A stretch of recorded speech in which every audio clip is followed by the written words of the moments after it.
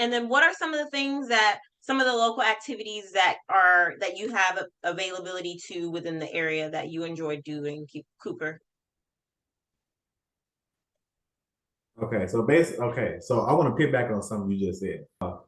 I didn't even get phase 5. Okay, I didn't get phase 5 because think about it, y'all. Y'all only there for 8 weeks. That's 2 months. Now, a lot of people say that's a long time, but you got to be there for 3 to 4 weeks before you even be able to qualify for phase 5. Then you only got a couple more weeks before you get ready and graduate. Like really? No. And then guess what? When you graduate and you become a MOSQ, which is MOS qualified, and you're trained, guess what? You automatically get the same freedoms as phase 5, other than you just can't go off post out of uniform. But you get all the same goddamn freedoms. So it ain't gonna matter. But when I did go off post, there's 3 cities or towns that's around Fort Rucker. You got, well, really 4, but you got Enterprise, you got Ozark, and you got Dothan. Those are the main 3 cities that mostly everybody go off to. So when I was off post, I went paintball shooting, bowling. You can go golfing. You can go to the movie theater. Let's see. I think I also went like RVing around, like mullet riding. I did that too.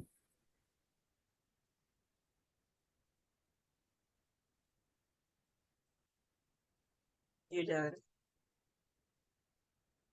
Not him wanting to go mud riding, y'all.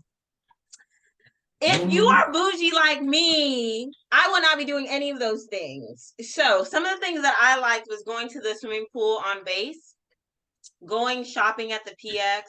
When I became phase 5, though, like I would go shopping for small stuff that I needed. When I became phase 5, I would go off base. There's really like, honestly, y'all, if I'm being completely honest, I do not really care for that area. I think it's boring.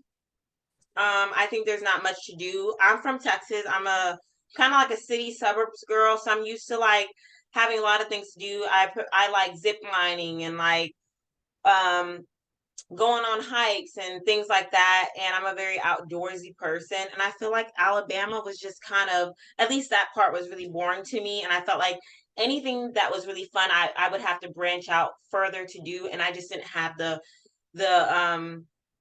time to do that. So the things that I did at least enjoy doing while I was there is I went to the lake. That's nearby. So you'll learn that if you go, there's a lake nearby. They have the Aviation Museum. I wore the hoodie, the first video that I ever posted on YouTube about basic combat training. Make sure you all check out that video if you want to learn what you will experience when you go to basic combat training, what to bring. I have a part 1 and part 2 of the video, and I'll also put it in the link at the bottom of this video. Yeah. I just knew that I wanted to graduate and get up out of there. Okay, that's all I knew. So I try to stay away from anything that would kind of deter me from staying focused. And I mainly watched the people I hung around. So I was just kind of in and out. I didn't really do anything too fun while I was there. So yeah, just keep that in mind and you will be fine. Is there anything you want to add, Cooper? Hey man, look, let me tell you something. Look here. When you get over there and when you get to AIT, bro, just stay focused. Take each class 1 class at a time. Don't worry about what everybody else got going on. Do what you gotta do. Study how you need to study. Do what you gotta do. Make sure you're at the right place at the right time in the right uniform. First, I want to be able to show you all what you'll graduate with once you complete the 15 pop-up course and officially become an aviation operations specialist. This is my COA for being a student first sergeant. So this is your actual certificate, basically like your diploma, saying that you graduated the 15 pop-up course. This is what this is. All right, so a certificate saying that you graduated the 15 pop-up course. That's the first one he held up. All right. This is my COA for graduating AIT as a distinguished honor grad. All right, so he was a distinguished honor grad. So if you make amazing grades while you're there and you are at the top of your class, you can become your class's distinguished honor grad. And keep in mind, you can also be the class leader in regards to him being student first and his experience. So in AIT, there are certain positions that you can be placed into. So I'm going to let him talk about that because he was student first. I'm going to let him explain what student first entails. So in a regular company formation or in a company unit, you have a company commander, which is normally a captain, and you have a first sergeant. A first sergeant is the top enlisted individual in that unit. Okay. So in AIT and the trade-off environment in the world, for the AIT, you have a student first sergeant. Student first sergeant is an individual that is chosen who has shown leadership potential and that's very mature that the drill sergeants have seen. And they give that suggestion to the actual first sergeant over your AIT company and to the company commander. And they approve or disapprove of this person being student first sergeant. As a student first sergeant, you are basically over all of the AIT soldiers there. And it is your job to make things happen on time as things are supposed to happen. And if there are any problems that you are aware of it and that you know what's going on within the company and that you let the drill sergeants know if there are any problems going on and you have meetings with the first sergeant and the company commander as well to let them know what's going on within the company and if things need to change and get the different problems that's going on. It's also your job to make sure that you know where everyone is. So if there's someone that's going to sick call, or there's someone that's on quarters. In other words, they can't go to any formations, they're not in school, they're in their rooms because they just had a medical procedure or something, or they're sick. You need to know that. If somebody didn't show up to formation, you need to know this. You're basically the person that's keeping track of everything. And you run the show. Besides the drill sergeants. Basically, you have the authority of the drill sergeants. Yeah.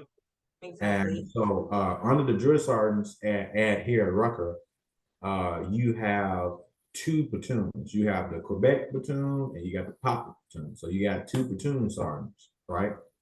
Now in those platoon sergeants, you will have 4 squad leaders for each platoon.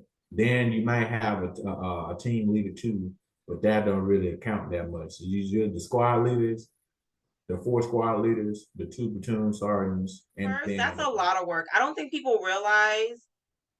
And I think it also depends on the time frame that you're student first and what type of soldiers are in each platoon.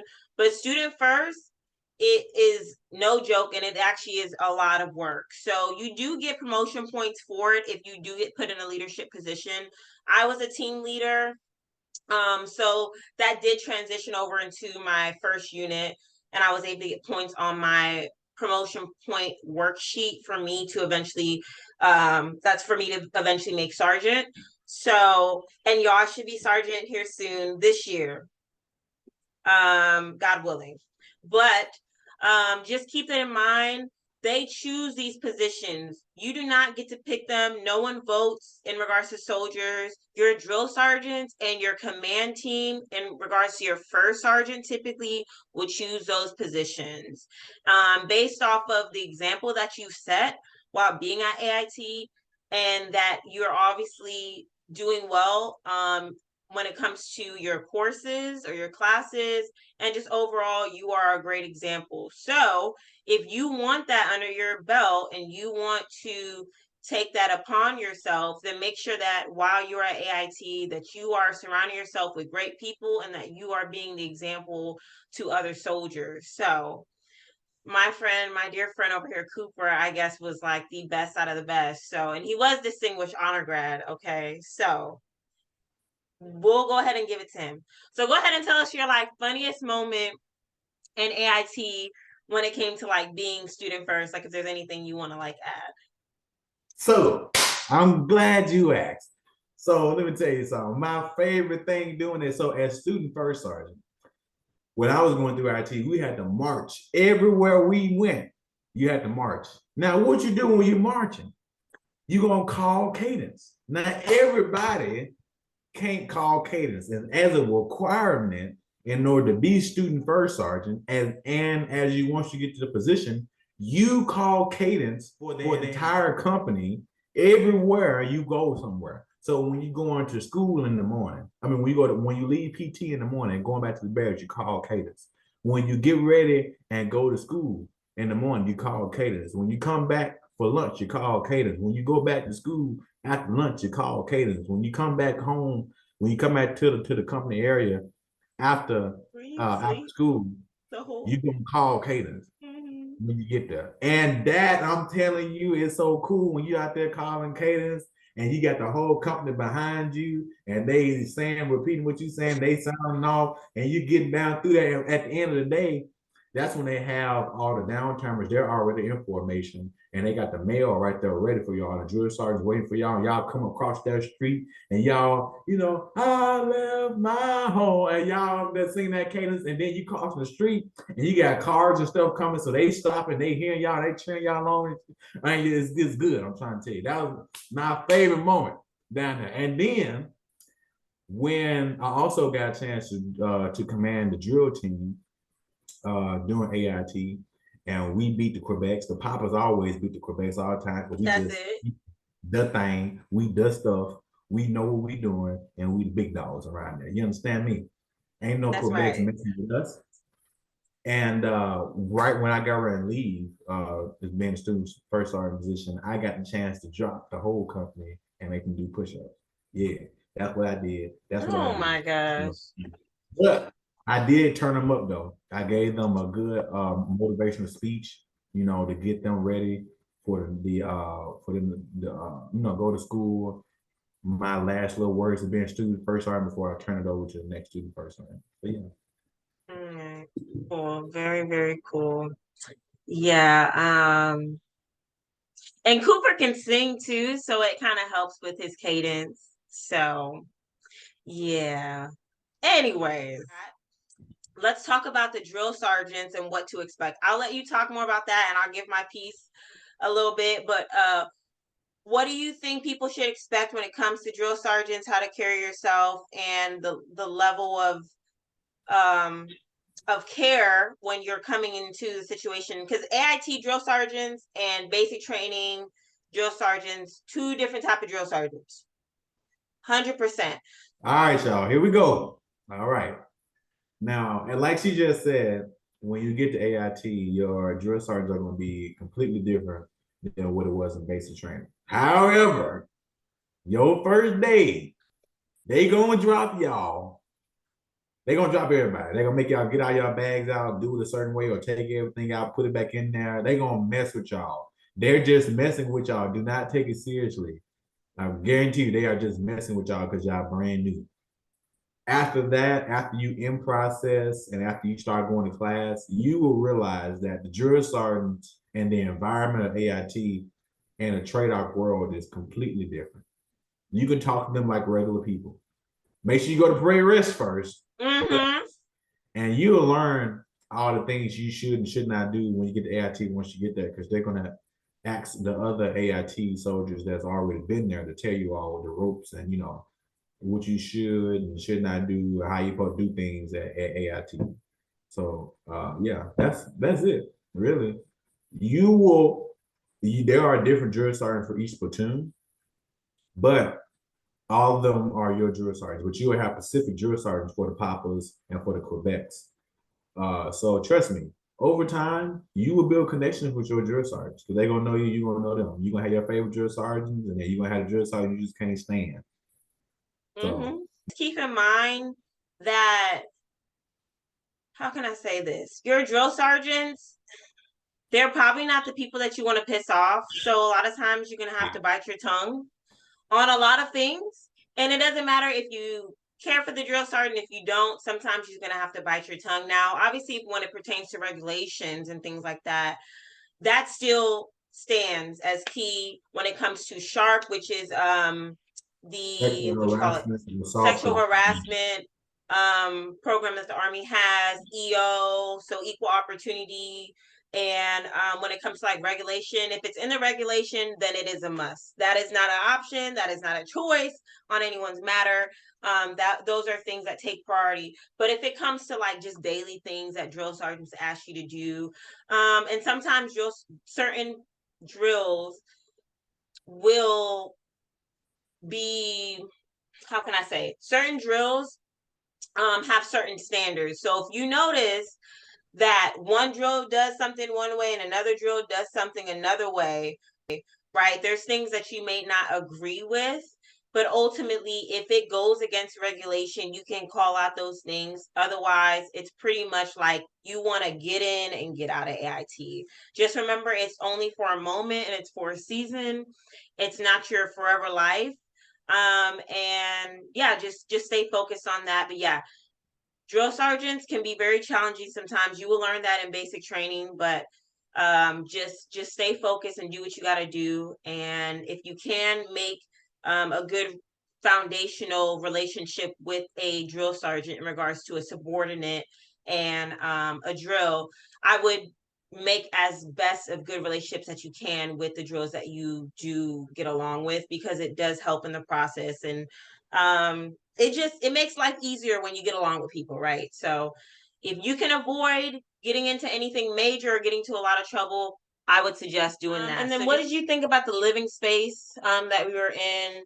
I know they're building brand new barracks Yeah, here soon. I don't it's know how long it's going started. to take for them to actually be open and available to soldiers, but they're actually building new AIT barracks and new barracks just on Fort Rucker for soldiers. So the AIT barracks are actually getting remodeled, and also the permanent party barracks here at Fort Rucker, because I'm stationed here, are also getting remodeled as well. And they are remodeled to the new Army standard.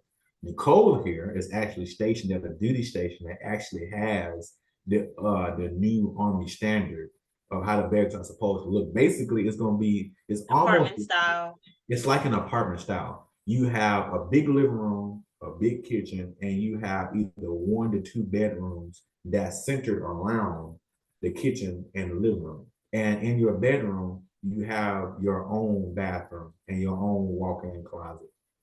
So it's real nice what the new Army standards looking like. And so that's what they're remodeling all the permanent party barracks to. However, the AIT barracks, there's a different standard that the Army has for and a trade-off regulations for how the new AIT barracks supposed to look. I know how they look. So for soldiers that's doing AIT at Fort Lee, Virginia, uh, how those barracks are is how the new AIT barracks for the 15 Poppers are going to look like. Okay. Do you like the way they look? Like, what are they? I mean, So they they're not. actually look very nice. So it's one room, but the furniture is a whole lot better. The desks you have, the layout is you have more space, and you still have a roommate in there. So fun things at AIT in regards to Army related stuff. I know they used to do the board. Cooper said they no longer do the board, but you never know. Somebody in command might have once you're in AIT may have you do a student of the month board. You just never know. They change things constantly depending on who's in leadership. But like he said, you have drill and ceremony. You will learn all those things in basic training, so you will already know once you get to AIT what essentially to do and what that comes with. It is a choice. You do not have to do it, but it does look good on you in regards to maybe potentially them picking you as a leadership role if they see that you can lead well or do certain things like that, Army related things really well. So just wanted to add that. Cooper, did you want to add anything? So as far as the board, the reason why I say they don't do the board anymore, it is still a thing, but it is only once you hit phase 5 and once you try to do phase 5 plus. What phase 5 plus does is that it broadens out your range of how far you're allowed to go from the base. So it goes from, I want to say from like 250 all the way out to like almost 300 miles or like 350 miles that you're able to go away from post. and also the period of time. And also, I think you also then allowed to get weekend passes too. Toward that, that weekend you're allowed to leave and not have to come back until that Sunday night at bed checks. So yeah, so that's the only reason why you have to go to the board, because then you have to go before the company commander and the first sergeant to answer the questions and to present yourself as an eligible candidate for Phase 5 Plus. So that's the only reason why you would ever have to go to the board, and why they even have the board is for that only reason. Knowing the regulations and stuff like that. There are regular Army regulations that covers everything how the Army works, right? But then you have to understand that when you're in basic training in AIT, the regulation changes. You are no longer, you are not a regular soldier. You are still in TRADOC. TRADOC is the basically the training department of the Army, right? So you are still in training. There's a certain training and doctrine. Yeah, training and doctor command, right? That's what it stands for. Yeah, so you still in training. So there's a certain way that you are supposed to be treated.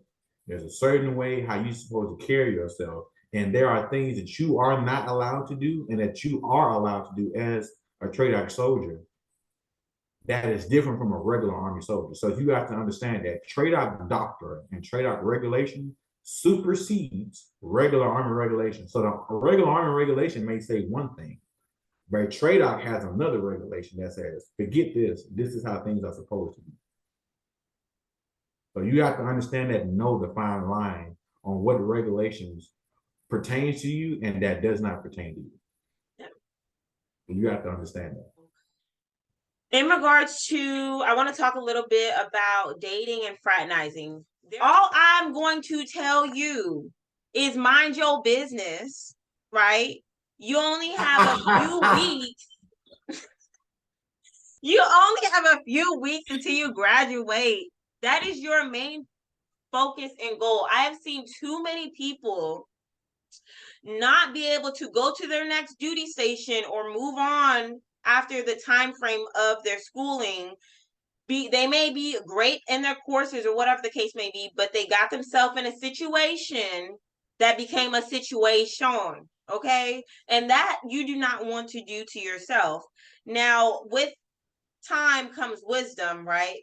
But just if you're young and you're like feeling some type of way, get over the jitters, right? Whatever age you are, whatever level you're at, get over the jitters of fraternizing and wanting to date. This is not the environment to do that. If they find that you are dating, fraternizing, essentially, you can essentially take on consequences for that, which are just not worth it in the long run, really and truly. So, on that note, let me tell y'all something. Okay, now, TRADOC, remember how I told you TRADOC had their own regulation? Okay, so there is a regulation. No, let me say this. Article 134 of the Uniform Code of Military Justice, otherwise a UCMJ, covers fraternization in the Army. Okay. Now, there's also a regulation within TRADOC. There's a TRADOC regulation that covers how drill sergeants are supposed to act, what they can and cannot do, and how the TRADOC environment is supposed to be like in AIT and in basic training. And that is covered under TRADOC regulation 350-6. So write that down, look that up, and do a little bit more research. But one thing that you need to know is that there's two different types of soldiers in AIT. You have IET soldiers, which are initial entry training soldiers, which are basically soldiers that have came directly from a civilian, went to basic training, and they're now in AIT. This is their first AIT. They are initially entering the military and going through AIT as their first MOS training. Now you also have MOS-Ts, which stands for MOS, which is MOS-T, which is basically individuals that were a previous MOS. They chose to reclass or to change their MOS, and then so they transfer it over. Yep. So And so now essentially, they that's chose to change the their Army. job, their previous job in the Army. They may be an E6 or a sergeant, whatever the case may be, a specialist, and they decide, okay, I want to become a 15 Papa, 15 Quebec, and they switch over. That's Right, awesome. exactly. And so they're in AIT as well with you, but they're not in the same buildings. They're in different buildings from you all, and there's a certain way that you're supposed to treat them, and they're supposed to treat you. You are not supposed to be in contact with them at all unless y'all are in class. That's the only time you'll be able to talk to them or supposed to be talking to them at any time. Outside of that, you're not supposed to, and you won't. And there are also other soldiers around your AIT that you not supposed to be talking to. You will kind of come in contact with. We've pretty much given you all of the details and the pieces that you need to be successful and going to AIT to be a 15 Papa. I genuinely can say that I love what I do and I love being in aviation, just learning about the aircrafts, communicating with the pilots, learning about like the systems we use.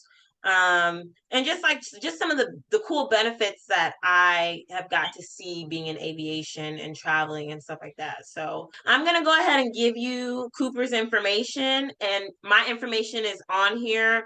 I'm gonna go ahead and leave it in my description, and I'm gonna go ahead and detail it out for you all now. So go ahead, Cooper, go ahead and add what you have to say, and then leave your socials for anybody, the best way to get in touch with you. All right. So, like she just said, um, if you have any questions about, being a 15 Papa, what to expect, the different things you can do as a 15 Papa, what I'll let you know is that out of all the 15 series, the 15 Papa is the most versatile MOS. Yes, there are specific things that we specialize in when it comes out of operations, but there are different things and different levels that we can work at. You can work in the battalion level where you work in the flight operations. You can also work in garrison, how Daniels did, where she worked at base operations. You can also work in brigade in the flight operations. You can also work in division, and also all the way up to division and to army level. So it's different echelons that as a 15 Papa you can work at, but what that means is that there's more responsibility. So you have to be prepared and ready for that. Like she said, I also work with different MOSs. By me, when I was in career, I was a part of 3-2 GSAP, and which was a medevac unit. So I had a chance to get to know different pilots, crew chiefs, 15 Tangos who work on the Black Hawks, 15 Romeos who work on the Chinooks. And I got to know them very well. So if you have any questions about that, and if I can answer that, I will. If not, I'll hand you over to someone else that can give you more information. So if you want to get in touch with me, my Facebook is my name, Lance Cooper. If you want to get in touch with me on my Instagram is Coop, which is COOP _ the King, everything lowercase. If you want to get to know me on Snapchat, my Snapchat is Coop the King 1. And yeah, so if you want to get in touch with me, just hit me up on any one of those 3 different platforms: Facebook, Instagram, or Snapchat. And I'll get back with you as quickly as possible. All right, there we have it. And I always keep all of my socials on all of my videos, but my Instagram is Iam.nicoledaniels. If there's one quote that was given to me, other words of motivation and wisdom that helped me get through AIT when I had times of, a troubling thing. When I was in 8th grade, I had this history teacher. His name was Mr. Bills. And he gave me this quote, and I live by it even to this day when I question certain things that I'm going through when things get hard. He said that from the time you're born until you ride in a hearse, there's nothing so bad that it could not be worse. Just remember. Yeah, that's awesome. Thank you so much, Cooper, for this. Thank you so much for really just being engaged and coming and, joining me on this video about 15 series in the U.S. Army. I really appreciate you. And I'm sure this will help a lot of people that are thinking about joining the Army. So, yes, we are here for you. And yes, so like I said, reach out to Cooper on his socials, reach out to me. We are here to help. If you look at my basic training video, I literally go in there and I answer every question that everyone has by detail. Like, we've got you, okay? We hope that you all enjoyed this video. Leave comments below. Please be sure to subscribe, like, and comment on this video and give us any feedback that you have. And you all have a beautiful rest of the day. All right. Bye, y'all.